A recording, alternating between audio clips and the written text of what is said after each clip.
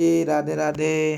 तो आज इस वीडियो में हम biochemistry of flowering, mechanism of flowering को कंप्लीट करेंगे।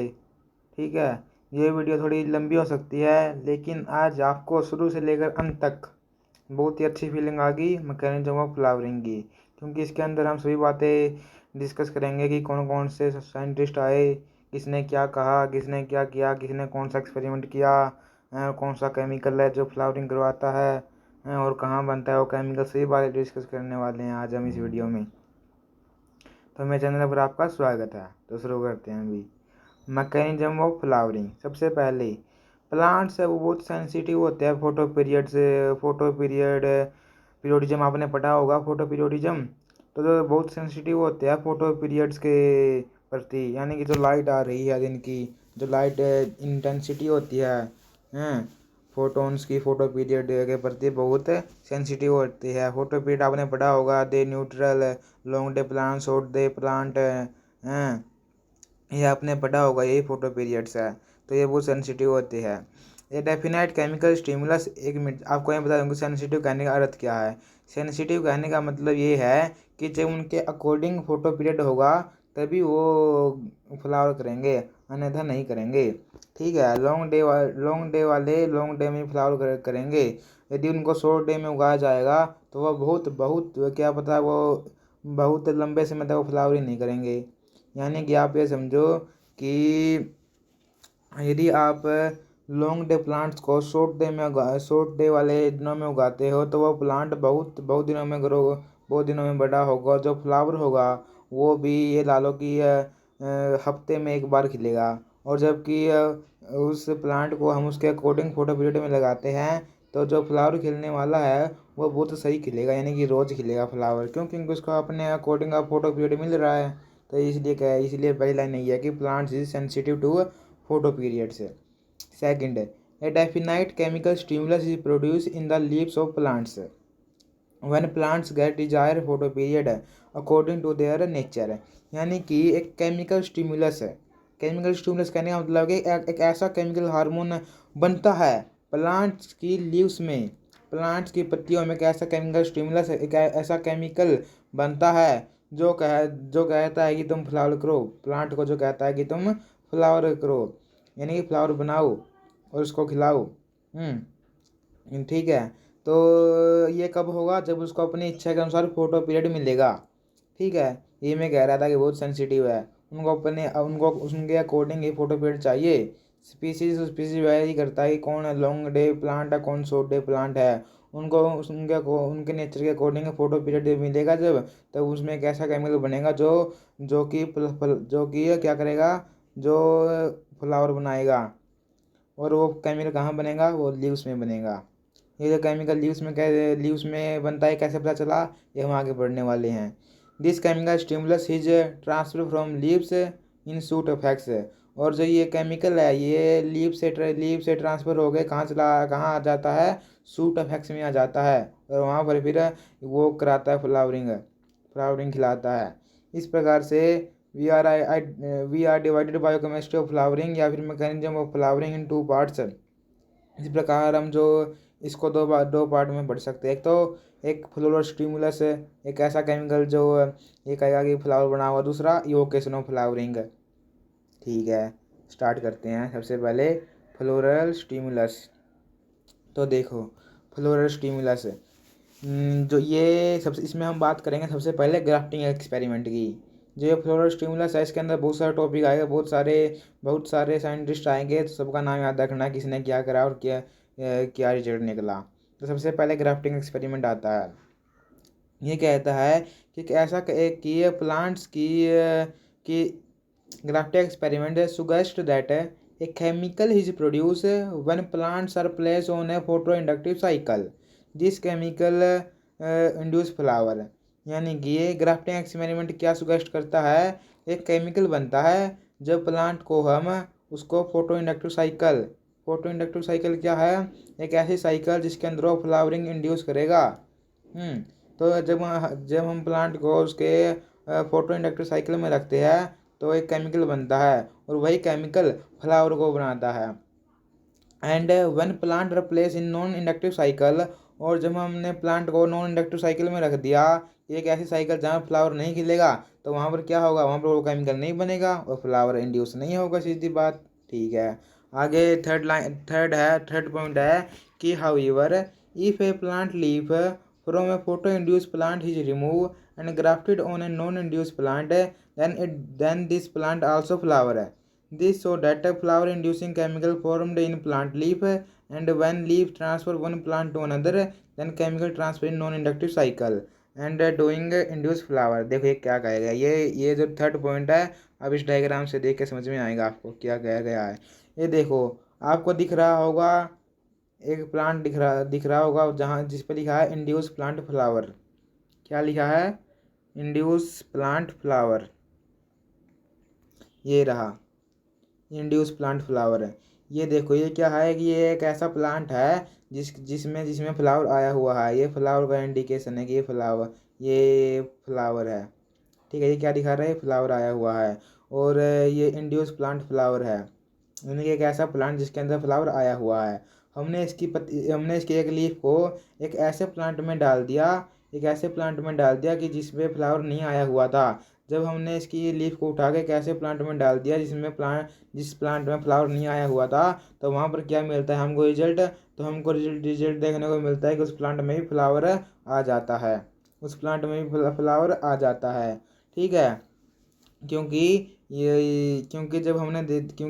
नॉन इंड्यूस प्लांट था, यानी कि एक ऐसा प्लांट है जिसके अंदर फ्लावर नहीं आया हुआ था, और तो इसका मतलब है कि उसकी पत्तियों में केमिकल नहीं बना हुआ था जो फ्लावर को बना सके। और जब हम उसकी पत्ती को दूसरे प्लांट में ट्रांसफर करते हैं, तो क्या होता है, तो उसमें भी फ्लावर नहीं आता है।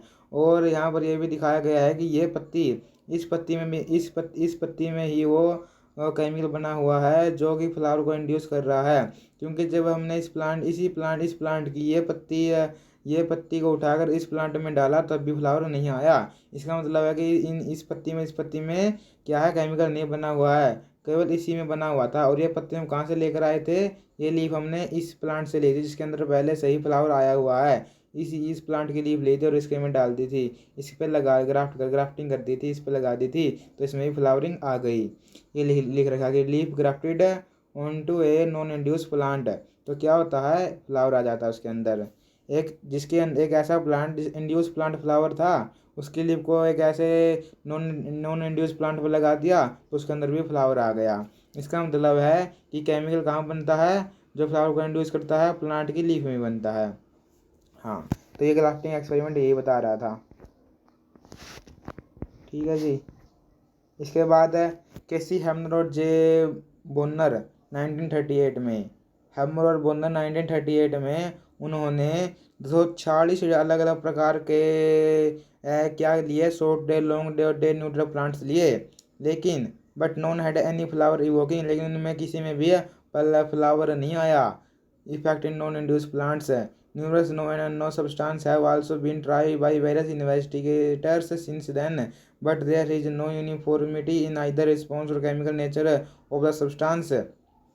यानी कि ये क्या कहना चाह रही है, हेमू और बोनन 1938 उन्होंने देखा, बहुत सारे 246 अलग अलग प्रकार के प्लांट लिए। उन्होंने शॉर्ट डे भी लिया, लॉन्ग डे भी लिया, डे न्यूट्रल भी लिया, लेकिन उन्होंने जो ग्राफ्टिंग एक्सपेरिमेंट किया तो उसमें वो सक्सेसफुल नहीं हो पाई। उन्होंने देखा कि इसमें तो फ्लावर आ ही नहीं रहे ऐसे करने से। ठीक है, तो क्या हुआ, तो उस समय पर हेमन और वॉर्नर ने यह दिखाया कि ग्राफ्टिंग एक्सपेरिमेंट सभी प्लांट में नहीं लगता है। तो ग्राफ्टिंग एक्सपेरिमेंट है वो सभी प्लांट पर सक्सेसफुल नहीं है। वो ऐसा कि वो देख रहे थे कि क्या सच में ये केमिकल इसी में लीफ में बनता है या नहीं। तो इतना तो ज़रूर था कि वो केमिकल लीफ में बनता है, लेकिन यहाँ से ये पता चल गया था कि जो प्लांट जो केमिकल लीफ में बन रहा है, उसके साथ कुछ और ऐसा भी है, वो एक केमिकल और एक ऐसा भी है जो कि प्लांट में फ्लावर खिलाएगा। वो केवल एक अकेला केमिकल नहीं हो सकता है। और फिर क्या किया गया, nevertheless florigenic acid, gibberellin, sterols, phenolic acid and several other compounds have been shown to act as a flower stimulus in many species। और उसके बाद ये जो जिबलिन है, स्टिरोल्स है, फ्लोरिजिक एसिड है, फिनोलिक एसिड्स है, ये अलग अलग प्रकार के कंपाउंड्स है। इनको देखा गया फ्लावर स्टिमुलस में कि ये भी फ्लावर ये फ्लावर खिलाने में मदद कर रहे हैं।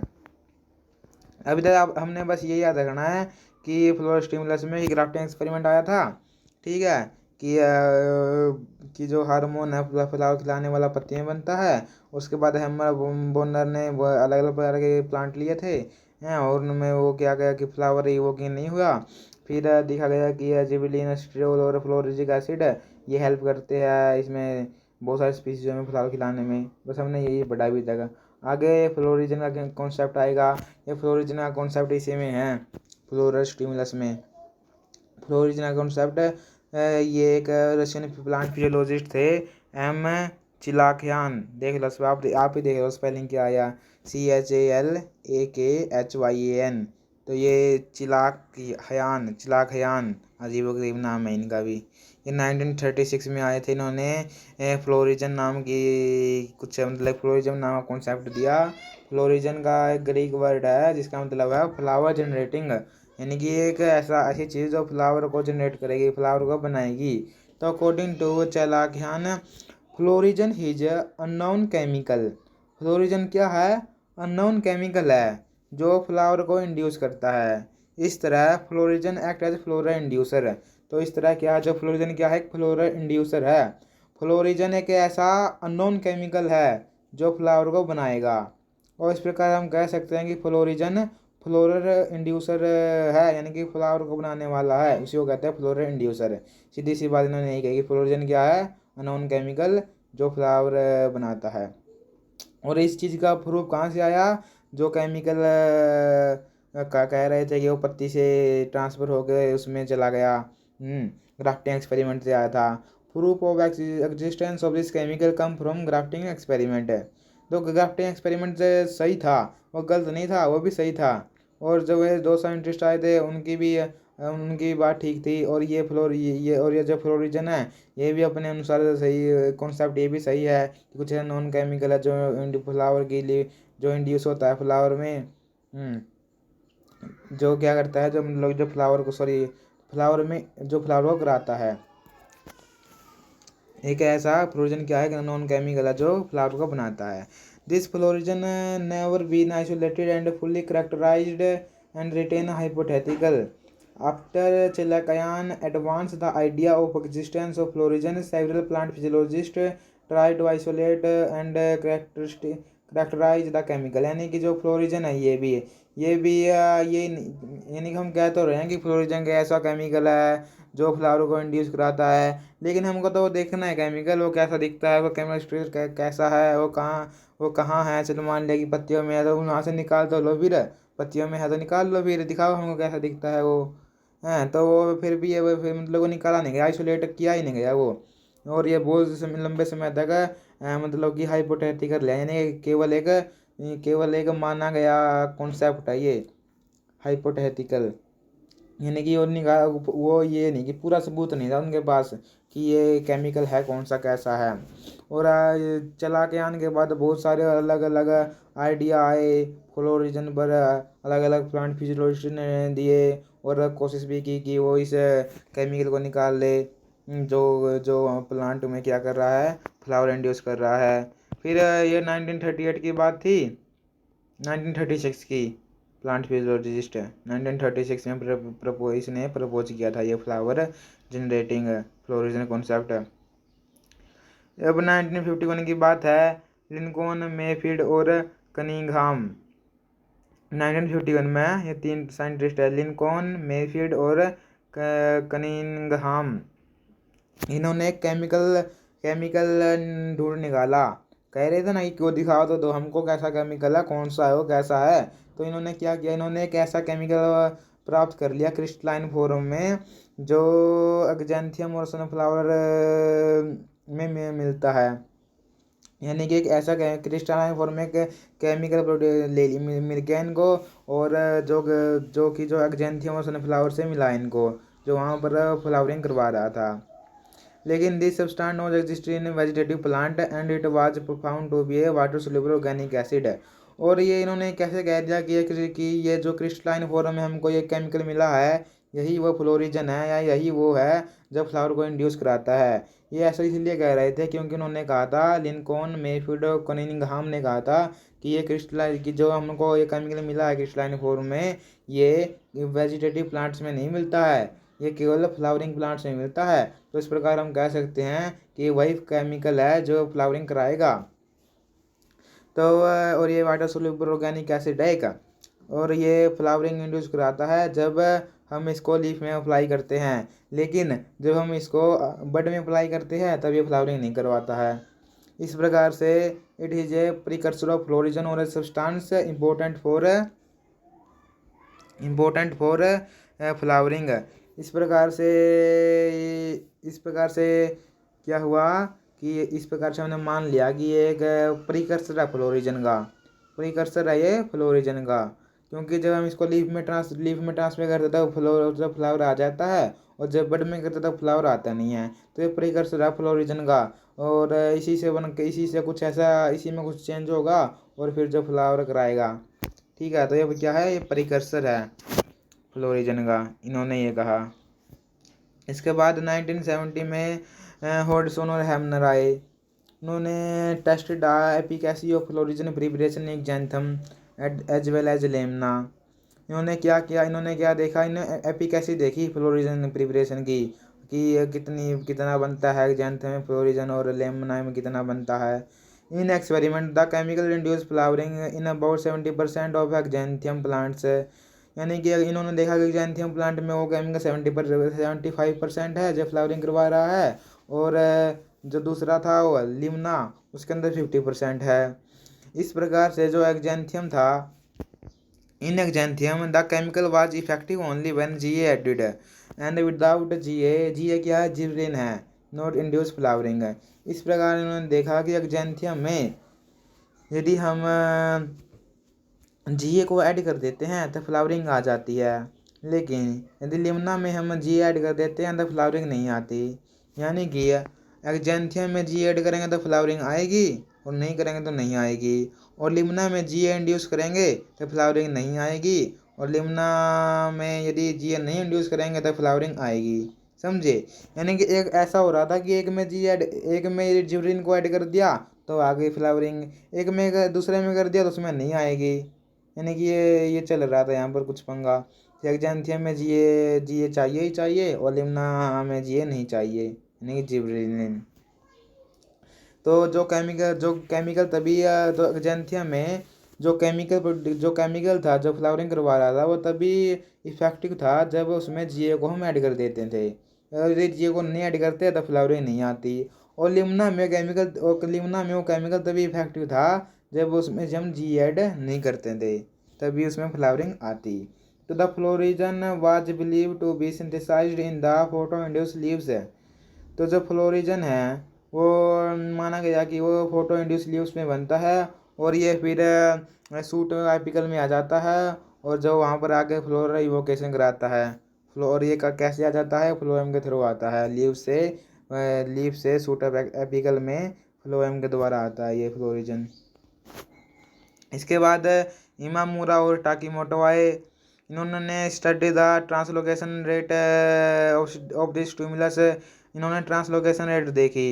इन्होंने जापानीज मॉर्निंग ग्लोरी नाम का प्लांट लिया, उसके अंदर देखा कि उन्होंने देखा कि the rate was observe to be slow 2.5 to 3.0 nanometre per hour as compare to more than 200 nanometre per hour for most sugars. यानी कि इन्होंने देखा कि उसकी जो रेट है, ट्रांसलोकेशन रेट, बहुत ही स्लो है, 2.5 से 3.0 nm है। लेकिन जबकि शुगर की जो रेट होती है, ट्रांसलोकेशन रेट, वो 200 नैनोमीटर है। तो इससे हमको यह बात पता चल गई इनको कि जो ये भी केमिकल है ये कोई शुगर नहीं है। ये केमिकल है शुगर नहीं है, क्योंकि शुगर होता तो उसकी बहुत ज़्यादा ट्रांसलोकेशन रेट होती। In search for the chemical identity of the florigen, यानी कि जो ये फ्लोरिजन नाम का केमिकल है, इसकी खोज के लिए कि ये कैसा है, बहुत ज़्यादा खोज के लिए मतलब कि क्या किया गया in search for the chemical identity of the florism, plant physiologists focus their attention in the effect of plant hormones on flowering। तो इस फ्लोरिजन को ढूंढने के लिए जो प्लांट फिजियोलॉजिस्ट थे उन्होंने प्लांट हार्मोन्स का सहारा लिया। उन्होंने प्लांट हार्मोन्स का इफेक्ट देखा फ्लावरिंग में। सेवरल हार्मोन हैं फ्लावर प्रमोटिंग इफेक्ट्स। बहुत सारे हार्मोन दिखा रहे थे कि वो फ्लावर करवा रहे हैं प्लांट्स में, जैसे कि gibberellin induce flowering in modes long day plants but in not in short day plants. जैसे कि जिबरेलिन है वो लॉन्ग डे प्लांट्स में फ्लावरिंग करवा रहा था लेकिन शॉर्ट डे में नहीं करवा रहा था। फिर after the discovery of GA hormone, यानी कि ये कंसेप्ट आने के बाद कि जीए फ्लावरिंग करवाता है, चालाकयान फिर आ गया। ये वही है रसिया वाला फ्लोरिजन वाला, ये चालाकयान बहुत चालू आदमी है। यह खुद बढ़िया फिर मैदान में इन्होंने फिर अपने फ्लोरिजन कॉन्सेप्ट को मॉडिफाई कर दिया। इन्होंने कहा कि जो फ्लोरिजन है वो दो हार्मोन्स है, उसमें दो हार्मोन्स है, एक तो जीए है जिबरेलिन और एक एंथीसिन है। एंथीसिन क्या है? एक हाइपोथेटिकल हार्मोन है, यानी कि एक मान लो कि ऐसा हार्मोन है एंथीसिन है जो फ्लावरिंग कराएगा। देख जिबरेलिन ले लिया, एंथीसिन ले लिया, हाइपोथेटिकल हार्मोन। तो इन्होंने कहा कि जो लॉन्ग डे प्लांट होते हैं, जो लॉन्ग डे प्लांट होते हैं वो एंथीसिन प्रोड्यूस करते हैं। वो एंथीसिन प्रोड्यूस करते हैं, कभी भी कर देते हैं वो डे लेंथ में। वो कभी भी डे लेंथ में प्रोड्यूस कर सकते हैं एंथीसिन। लेकिन वो जीए तभी प्रोड्यूस करेंगे जब लॉन्ग डेज हो गए। समझ गए? ये क्या कह रहा ना, ये यहाँ पर चालाकयान का कहने का अर्थ ये है कि यदि जीए और एंथीसिन दोनों किसी प्लांट में मिल गए तो इसका मतलब है कि वहाँ पर फ्लावरिंग होगी, और यदि एक भी एब्सेंट हो गया तो वहाँ पर फ्लावरिंग नहीं होगी। तो इन्होंने कहा जो लॉन्ग डे प्लांट होते हैं वो जीए तभी बनाएंगे जब लॉन्ग डे चल रहे होंगे। यदि लॉन्ग डे प्लांट से शॉर्ट डे फोटो पीरियड में आ गए तो वो जीए नहीं बना पाएंगे। हाँ, एंटीसिन जून बना लेंगे क्योंकि उसको फोटो पीरियड से कोई इफेक्ट नहीं है। और जो शॉर्ट डे प्लांट है वो जीए बनाएंगे, कभी भी बना सकते हैं, उनको कोई फोटो पीरियड का वो नहीं है डे लेंथ में।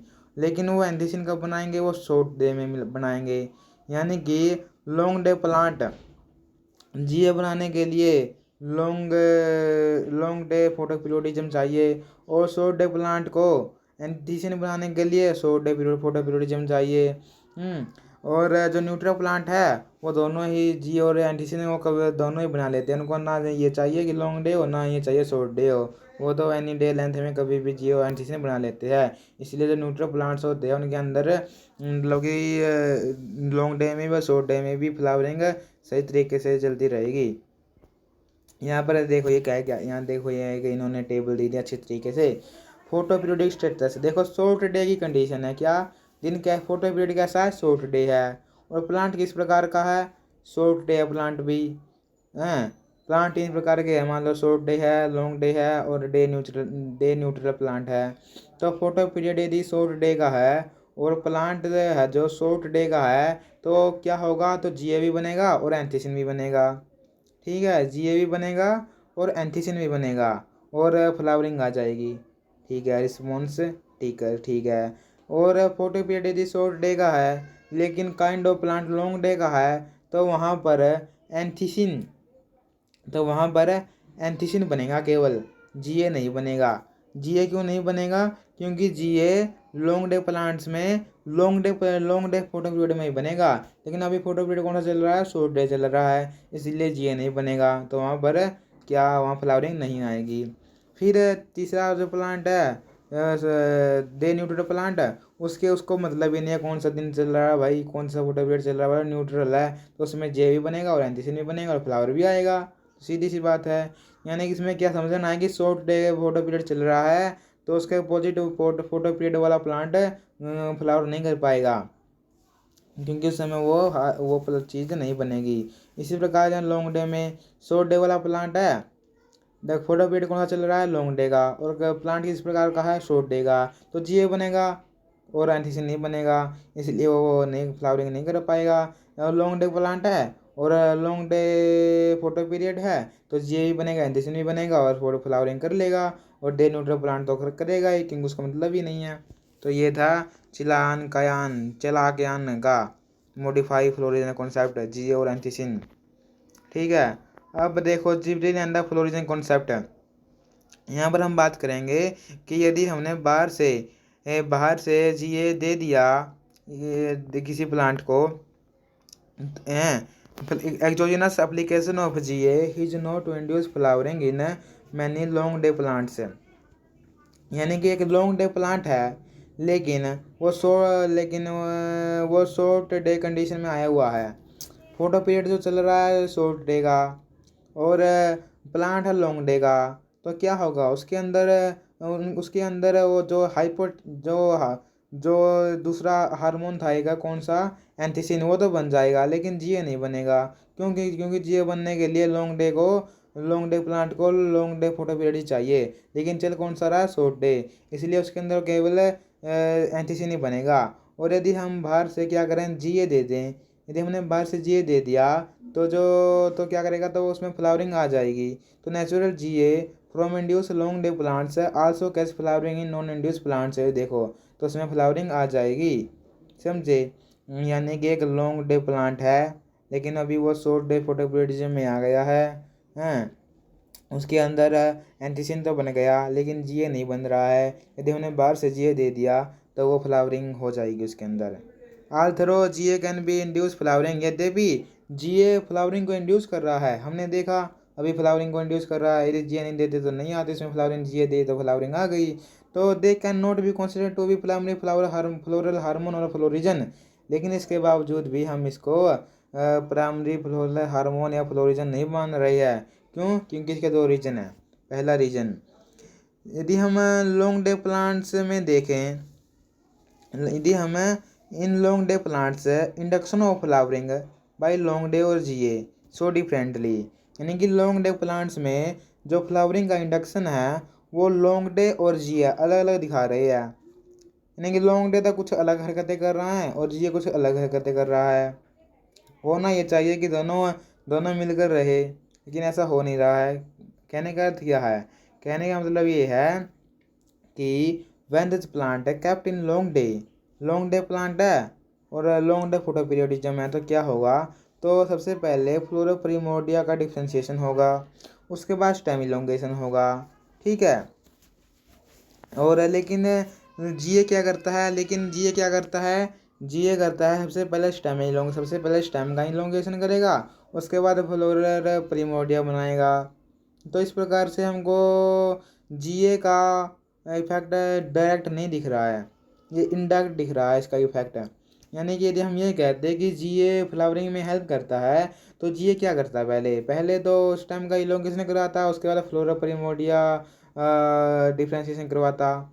लेकिन जब हम लॉन्ग डे प्लांट को देखते हैं तो उसके अंदर क्या होता है, उसके अंदर सबसे पहले फ्लोरा प्रिमोर्डिया डिफ्रेंशिएशन होगा, उसके बाद स्टेम इलोंगेशन होगा। जबकि जीए तो ऐसा करता ही नहीं है, जीए तो सबसे पहले स्टेम इलोंगेशन करेगा, फिर फ्लोरा प्रिमोर्डिया बनाएगा। तो इस प्रकार ये इनडायरेक्ट इफेक्ट दिखा रहा है जीए प्लांट पर फ्लावरिंग में, इसलिए हम इसको मानते नहीं है कि ये मतलब कि ये फ्लोरल हार्मोन है, फ्लोरिजन है। और दूसरी बात, जो जिबरेलिन है वो अनेबल है फ्लावरिंग इंड्यूस करने में शॉर्ट डे प्लांट्स में।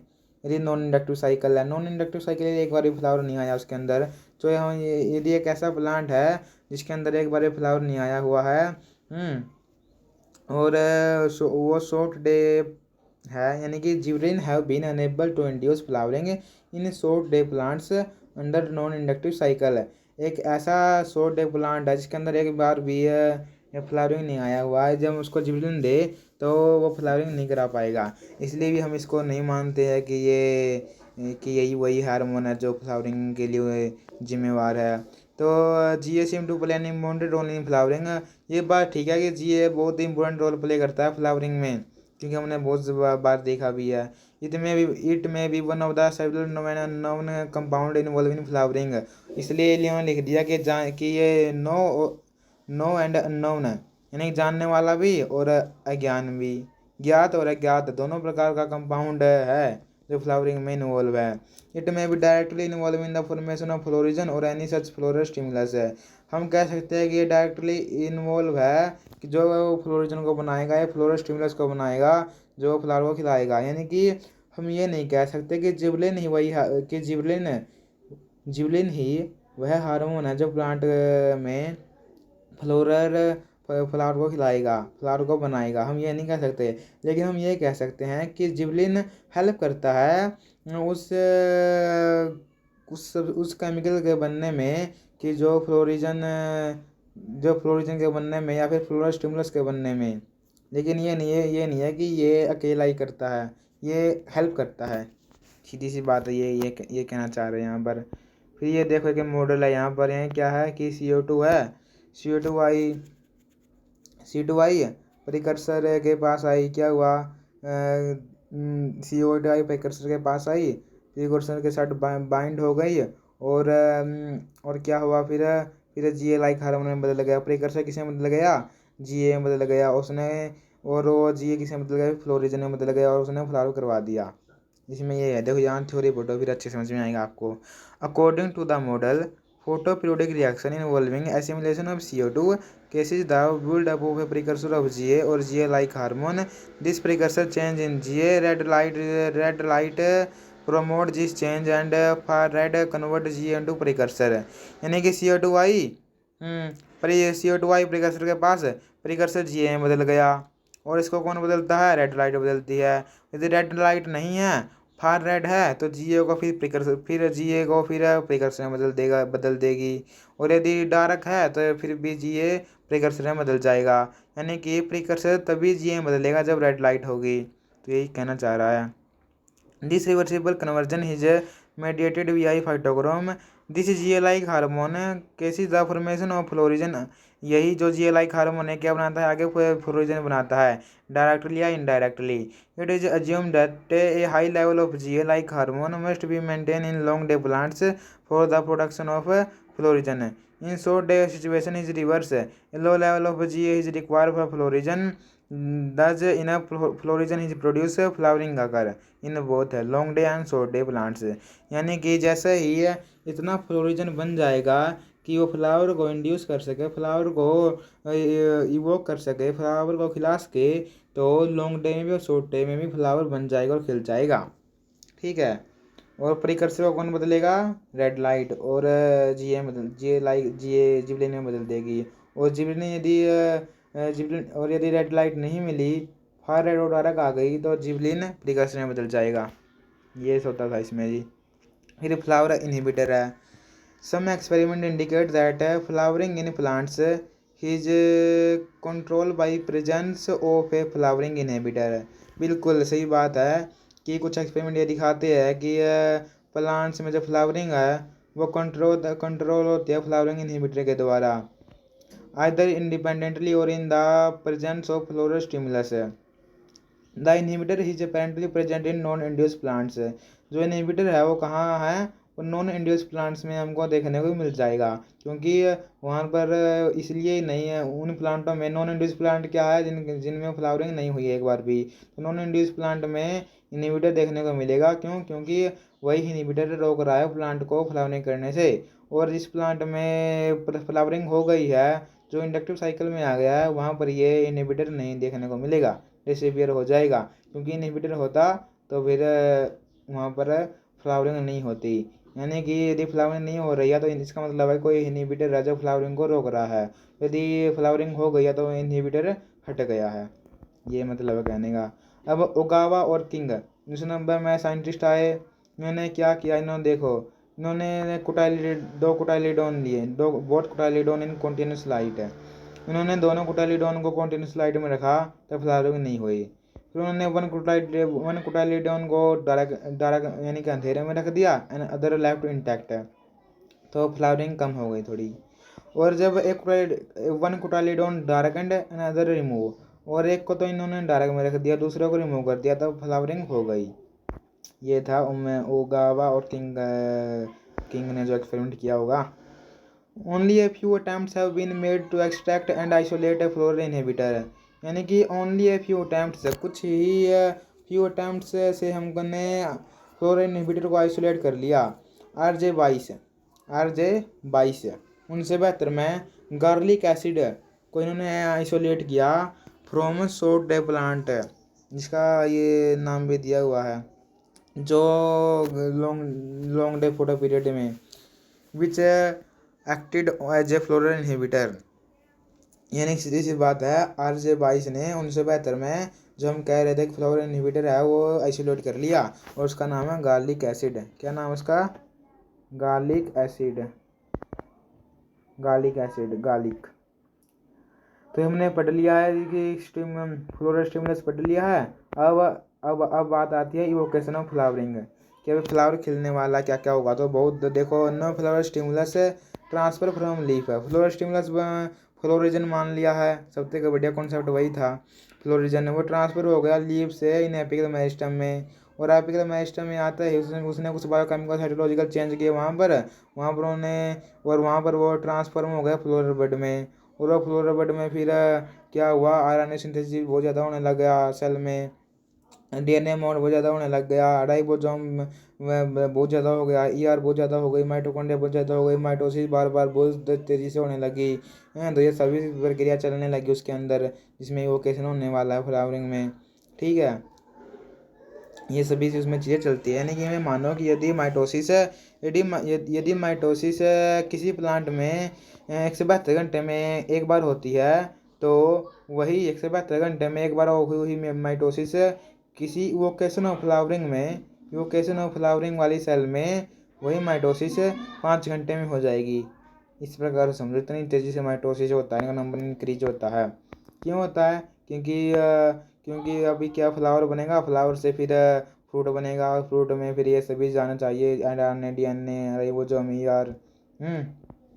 तभी तो जो फ्लावर से जो फ्रूट बनेगा वो ग्रो हो पाएगा।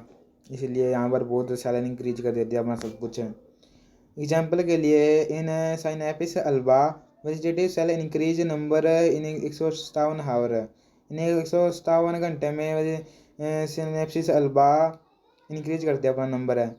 And during the transformation of shoot to a floral meristem, और जब सूट से फ्लोरल मेरिस्टम बनता है तो cell double in only about 25 hour, तभी सेल 25 घंटे में डबल हो जाती है। यानी कि वैसे तो इसको 157 घंटे लग रहे थे डिवीजन करने में, लेकिन जैसे ही इसको ये पता चला कि अब फ्लोरल मेरिस्टम में कि अभी फ्लावर बनेगा, फ्लावर से फिर फ्रूट बनेगा, तो उन्होंने वो जो सेल साइकिल थी वो 25 घंटे में वो कर दी, यानी कि सेल डिवीजन 125 घंटे में पूरे कर दिया। जबकि इसमें कितना लगा कि 157 घंटे लगता था। तो ये था जी वोकेशन ऑफ फ्लावरिंग। तो हमने चैप्टर कंप्लीट कर लिया है। यदि वीडियो अच्छी लगी हो तो लाइक, सब्सक्राइब एंड शेयर। तो हमने इवोकेशन ऑफ फ्लावरिंग कंप्लीट कर लिया है। इवोकेशन ऑफ फ्लावरिंग बहुत छोटा है, लेकिन इसमें जो ये है फ्लोरल स्टिमुलस, ये बहुत लंबा चौड़ा है, ये आपने याद रखना है। ठीक है, बायोकेमिस्ट्री ऑफ फ्लावरिंग में फ्लोरल स्टिमुलस ग्राफ्टिंग एक्सपेरिमेंट हुआ, ग्राफ्टिंग एक्सपेरिमेंट की लीफ में बनता है वो। फिर हैमर बोनर आए, उन्होंने मिलानी कि भाई सारे कि यदि मैं लीफ इतने की तो 40 डिफरेंट प्रकार के प्लांट थे, उनमें तो नहीं आया इस तरीका था कि यदि लीफ हम उसमें काट कर उसमें लावा तो उसमें फ्लावर आया नहीं। फिर फ्लोरिजन कॉन्सेप्ट आया जो चला के आने दिया था 1936 में कि भाई फ्लोरिजन एक नॉन केमिकल है जो फ्लावर में जो फ्लावर को बनाने में मदद करता है, खिलाने में मदद करता है। फिर 1951 में 3 साइंटिस्ट आए, लिंकॉन, मेफिड, कनिंघहाम, जिन्होंने एक्जेंथियम और सनफ्लावर क्रिस्टलाइन फॉर्म में केमिकल ऑब्टेन किया और कह रहे थे कि यही वो कि यह प्रिकर्सर है उसका फ्लोरिजन का। उसके बाद 1970 में हॉटसन और हैमनर आए, उन्होंने क्या करा, उन्होंने ये एक्सपेरिमेंट किया या कुछ है उनके एक्जेंथियम में यदि जी ऐड करते हैं तो फ्लावरिंग हो रही थी, लेकिन लिमना में जी ऐड करें तो फ्लावरिंग नहीं हो रही थी। एक्जेंथियम में केमिकल और जी ऐड करते ही फ्लावरिंग हो गई, और लिमना में विदाउट जी केमिकल फ्लावरिंग हो गई थी। फिर इमामुरा और टाकीमोटो आया था, उन्होंने ट्रांसलोकेशन रेट बताई थी। इससे पता चला था कि भाई ये शुगर नहीं है जो भी हार्मोन है, क्योंकि शुगर होता है उसकी बहुत हाई स्पीड होती है, ट्रांसलोकेशन रेट बहुत हाई होती है, लेकिन है कितनी 2.5 से 3.0 नैनोमीटर, और यदि शुगर होता तो 200 नैनोमीटर होती है पर हावर, लेकिन ऐसा है नहीं। फिर चला गया ना, फिर आ गया इन्होंने फिर मॉडिफाई कर दिया अपने फ्लोरिजन कॉन्सेप्ट को। उन्होंने कहा कि फ्लोरिजन में 2 हार्मोन से मिलकर बना हुआ है, फ्लोरिजन 2 हार्मोन से मिलकर बना हुआ है, जी और एंथीसिन। जब जिसमें बी एच जी और एंथीसिन बनेंगे उसके अंदर ये फ्लावरिंग होगी। उन्होंने कहा कि लॉन्ग डे प्लांट है जो वो एंथीसिन प्रोड्यूस करता है किसी भी डे लेंथ में, लेकिन जिए तभी बनेगा जब लॉन्ग डे कंडीशन आएगी, लॉन्ग डे फोटोपीरियड आएगा, और फ्लावरिंग तभी होगी जब दोनों चीज़ें बनेगी। शॉर्ट डे प्लांट में क्या होगा, जिया तो कभी बन सकता है लेकिन एंथीसिन ओनली शॉर्ट डे फोटोपीरियड में ही बनेगा। और जो न्यूट्रा प्लांट है वो उसको मतलब ही नहीं है फोटोपीरियड से, तो उसमें एनी डे लेंथ में जिया भी बनेगा और एंथीसिन भी बनेगा और फ्लावरिंग होगी। ये डायग्राम था उसी का, चिला के ने जो अपना कॉन्सेप्ट मॉडिफाई किया था फ्लोरिजन वाला। ये फिर यहाँ पर बात की हमने कि जियो को हम क्यों नहीं मान रहे हैं कि वही है जो कि वही उसको क्यों नहीं मान रहे कि फ्लोरा हार्मोन या फिर फ्लोरिजन की जो फ्लावर इंड्यूस करता है। ये 2 पॉइंट थे। फिर ये एक मॉडल था, इसको तो तुम करो या ना करो कोई इतना इम्पोर्टेंट नहीं है। फिर फ्लावरिंग इनहिबिटर है, ये फिर उन्होंने निकाल भी लिया 22 से 1972 में गार्लिक एसिड इनहिबिटर निकाल लिया था कि यही है वो इनहिबिटर जो रोकता है फ्लावरिंग को। फिर evocation of flowering complete. Okay जी, बहुत बहुत धन्यवाद। राधे राधे। यदि कुछ कमी लगी हुई वीडियो में तो बता देना, उसको हम आगे से सुधारने की कोशिश करेंगे। जय श्री राम, जय श्री कृष्ण, राधा माधव। ओके जी, थैंक्स फॉर वॉचिंग।